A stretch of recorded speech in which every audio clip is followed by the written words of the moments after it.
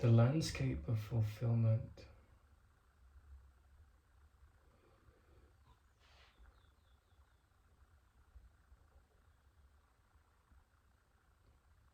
I was sitting before recording this video and I was just appreciating silence.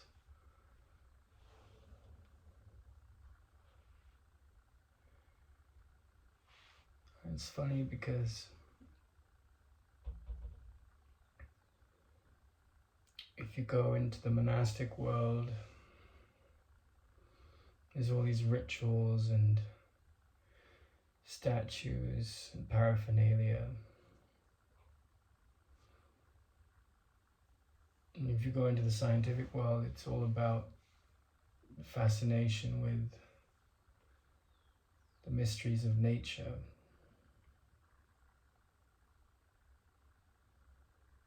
And those worlds have their place. They support a lot of people. They give people a lot of meaning and status.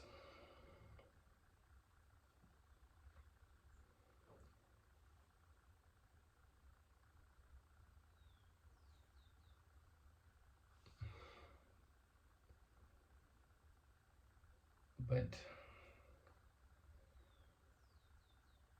just to be at peace, just to be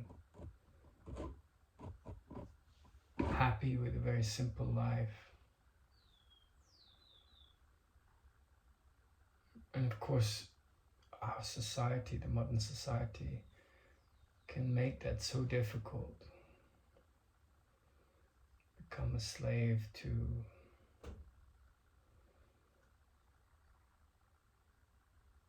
artificial life, stimulation,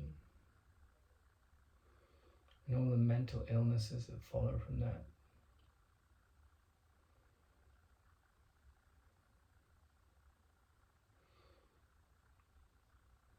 And then somehow in some individuals there's a pull to being very quiet, being very still, in the midst of profound economic challenges.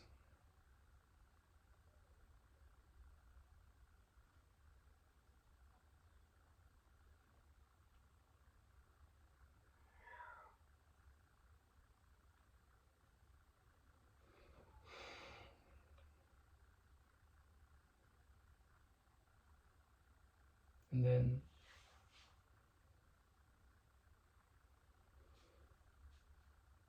there is this pull to stillness.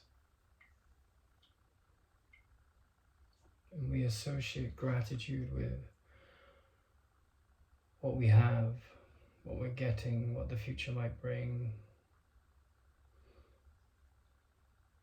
And that is, an aspect of gratitude, but I don't think it's what gratitude is really about. I think gratitude is primarily related to what we are. And the body has all its needs, and humans have all these desires.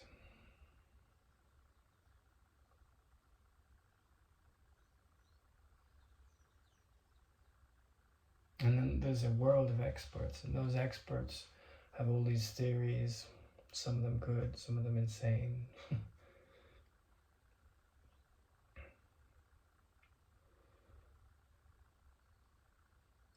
But how can someone be an expert on you? I think that's the great difference of the contemplative life, because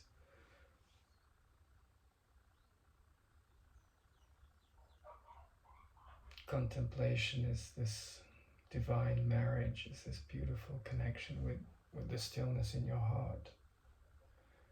And for many, they need gurus and altars to worship at.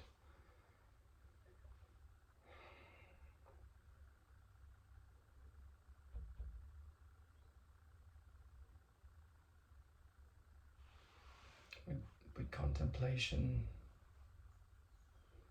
the way I experience it, it's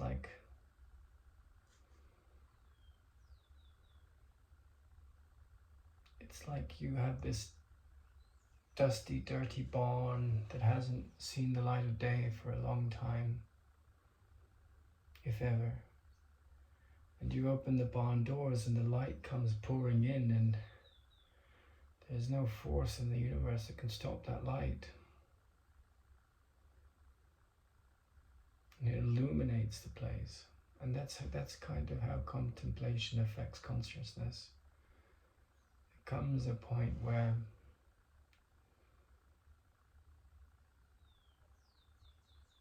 the quality of stillness becomes very, very important.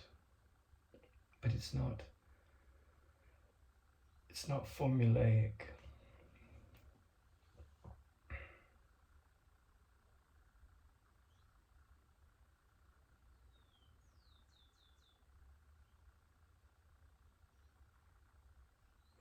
And from what I've observed in my own life, like the mind will do everything to escape from that. It will embed itself in a fearful logic. It will get trapped in all kind of psychological illness. It will let the world's opinions dictate and impact your state of mind. And that goes on for a while, you know.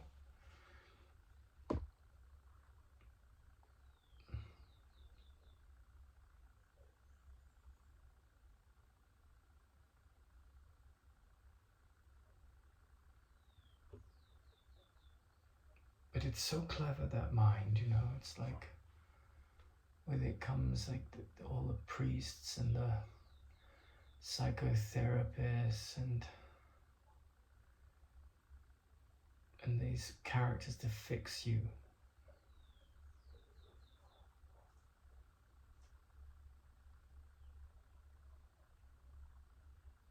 And to a great extent, it's the dysfunctional society that created you, and those characters come from that dysfunction. They are an extension of the dysfunction. You're a sinner, I'll save you. You're psychologically ill, I'll save you. And so if you're going to be a non-conformist, someone that is not predictable, someone not trapped in the mind, inevitably you're going to have a journey that can be full of shocks, because the illusions of the world are getting unshackled in you. You start to invest in openness to the statement, I can see peace instead of this. A reactive mind, he said this, she said that, he did this, she did that. You reach a certain point, you're not going to sit on the mat to meditate. You're not defined by a practice of spiritual habit.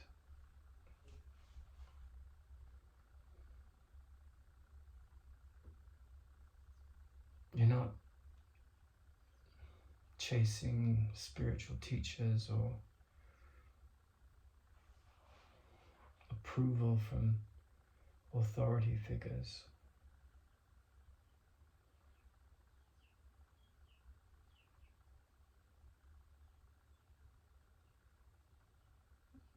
The mind isn't overstimulated.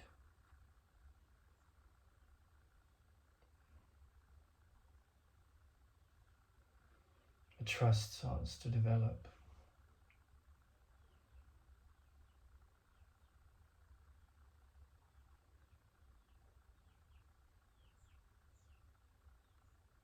Not so much a trust in man-made things or the world of politics, because that's all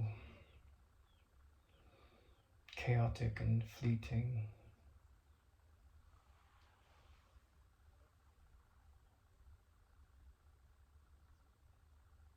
Not even in relationships, because people can be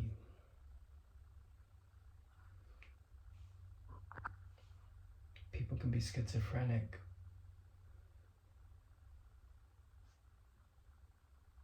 No, I mean a trust in the quality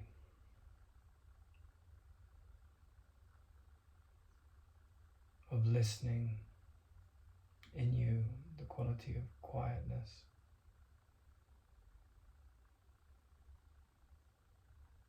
In my own situation, you know, I found myself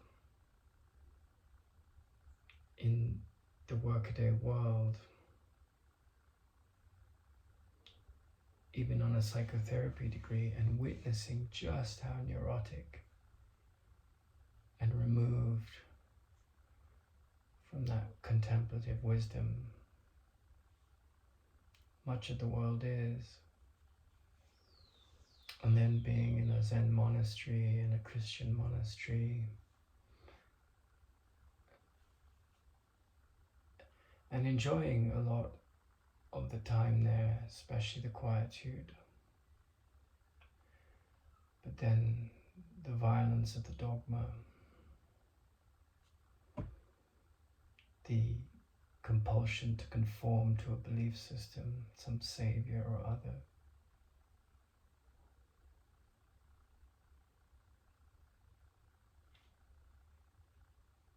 And those saviors, you know, whether it's Buddha or Christ or Muhammad or the pink spaghetti monster or whatever it is, you know, they have their symbolic meaning for different people.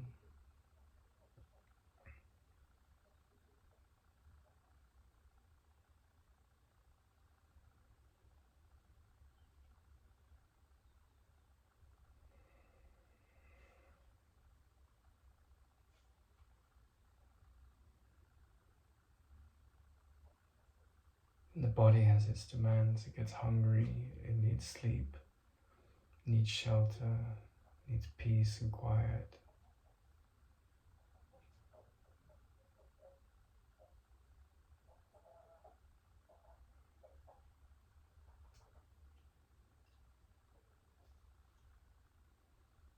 And often one witnesses how people are in a relationship and they're just trapped in the echo chamber of their neurosis. One person's neurosis fighting another person's neurosis in control games and attack and defense strategies. You said this, you know, wah, wah, wah.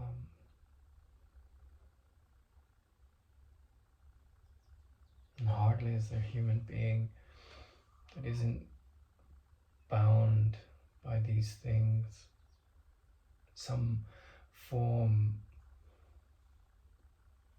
of a trap, whether it's a religious trap in a monastery or it's a professional trap with their colleagues.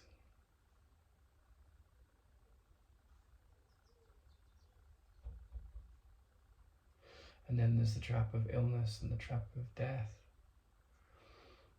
And all of these things can appear to take away our peace.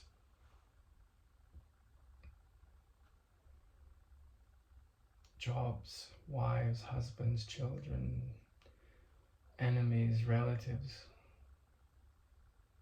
debts, everything can be used by the ego to take away our peace.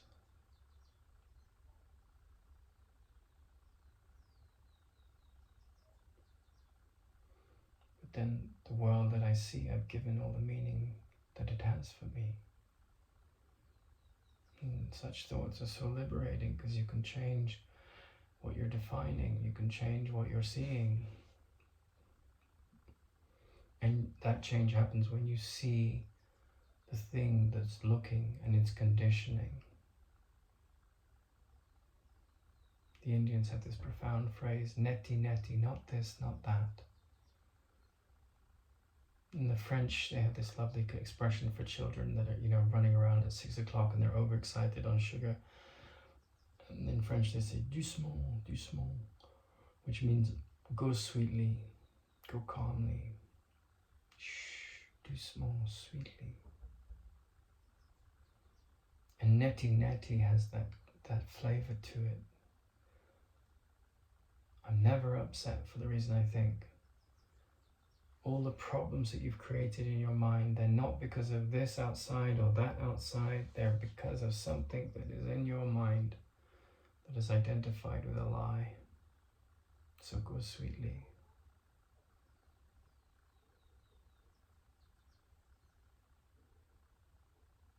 And to a person who's very devoted to contemplation, to stillness, to peace, to quiet, that becomes the most important thing. It can be very difficult to find a path in the world when those things are most important and everyone around you is neurotic and they don't even know it. They think you're crazy. Because I will not give value to valueless things. And the world, for the most part, has been and always will be, is insane. I'm not talking about the practical, call a plumber if there's a problem with your toilet or get a job and train and all of that. I'm saying that insanity lies in the divorce in our minds that occurs when we associate ourselves with a human doing, when we're a human being. The pressures on the mind are ridiculous. They're off the scale, on the modern human. It's really extreme. But somehow you have to find a way. And then this movement happens inside you. The happiness of being. The contemplative mind awakens. And until it does, until that awareness dawns, you have endless people trying to fix you, endless psychological drama in your head. But if you're determined enough, the light comes, the barn door opens, and you're the arbiter of your thoughts, no one else.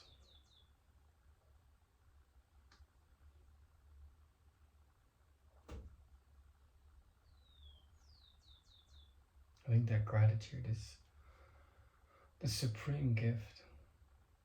Nothing compares to it, really. You can be sick, you can be dying, people can hate you, but if you have that,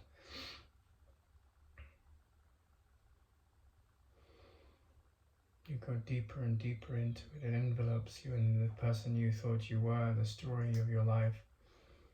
It's just an echo in a dark room, far away from who you are, has no tenacity, no roots.